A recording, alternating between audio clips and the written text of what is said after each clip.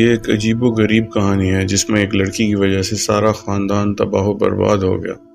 السلام علیکم دوستو، یہ کہانی سدرا نے شیئر کی ہے اور یہ کہانی ڈیرہ اسماعیل خان کی ہے۔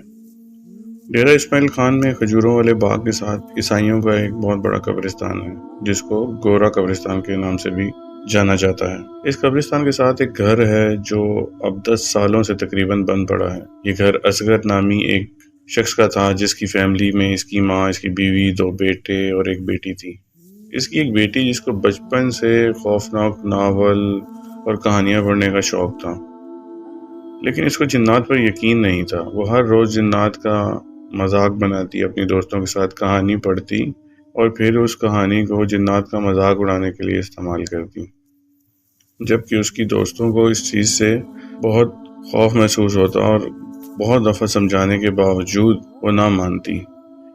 جنوں کے وجود سے اسے نفرت تھی اور وہ یقین کرنے پر نہ آتی تھی کہ جنات کا بھی اس دنیا میں وجود ہے۔ وہ سمجھتی تھی کہ یہ سب کہنے کی باتیں ہیں اور لوگوں کو ڈرانے کے لیے ایسے قصے مشہور کیے گئے ہیں۔ ایک دن وہ شام کے بعد گھر آ رہی تھی کہ اسے گورا قبرستان کے باہر کچھ عجیب طرح کا پتلا دکھائی دیا، جسے وہ اٹھا کر گھر لے آئی اور اس کے وجود سے سوئیاں نکالنے لگی۔ وہ حیران نظروں سے اسے دیکھنے لگی کہ بھلا پتلے میں سوئیاں کس نے چبو دی ہیں۔ اسے جنات پر تو یقین تھا ہی نہیں، اس لیے اس کا دھیان کالے جادو کی طرف ہی نہ گیا۔ اس نے ساری سوئیاں نکال لیں اور اس کو اپنے کمرے میں شیلف پر سجا کر رکھ دیا۔ 2 دن کے بعد گھر میں عجیب و غریب واقعات ہونے لگے۔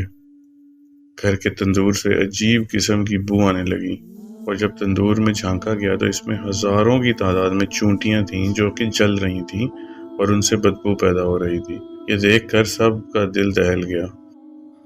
اس کے بعد گھر کی عورتوں کے بال جھڑنے لگے اور عورتیں مختلف قسم کی بیماریوں میں مبتلا رہنے لگیں اور نیم پاگل دکھائی دینے لگی۔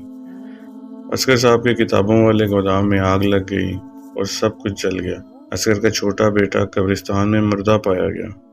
چند دن بعد اصغر کا بڑا بیٹا بھی مر گیا اور اس کی پیٹھ میں سوئیاں چبھی ہوئی ملی۔ شاید یہ وہی سوئیاں ہوں گی جو اس کی بیٹی نے اس پتلے میں سے نکالی تھی۔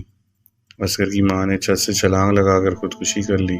اصغر کی بیوی بھی کمرے میں مردہ پائی گئی اور اس طرح ایک خاندان ایک لڑکی کی بے وقوفی کی وجہ سے برباد ہو گیا۔ اب بات آتی ہے اس لڑکی کی کہ وہ لڑکی کہاں گئی۔ تو میں بتانا چاہوں کہ وہ لڑکی یہ سب صدمے برداشت نہ کر سکی اور پاگل ہو گئی۔ کچھ دن بعد اس لڑکی کو ایک عورت جسے گاؤں میں کوئی نہیں جانتا تھا اپنے ساتھ لے گئی۔ اس کے بعد وہ عورت اور وہ لڑکی غائب ہو گئے، جن کو کبھی کسی نے گاؤں کے درمیان نہیں دیکھا۔ سنا گیا ہے کہ وہ عورت اور وہ لڑکی اس قبرستان میں کبھی کبھی دکھائی دیتے ہیں، جس کی وجہ سے قبرستان کی 4 دیواری کر دی گئی ہے۔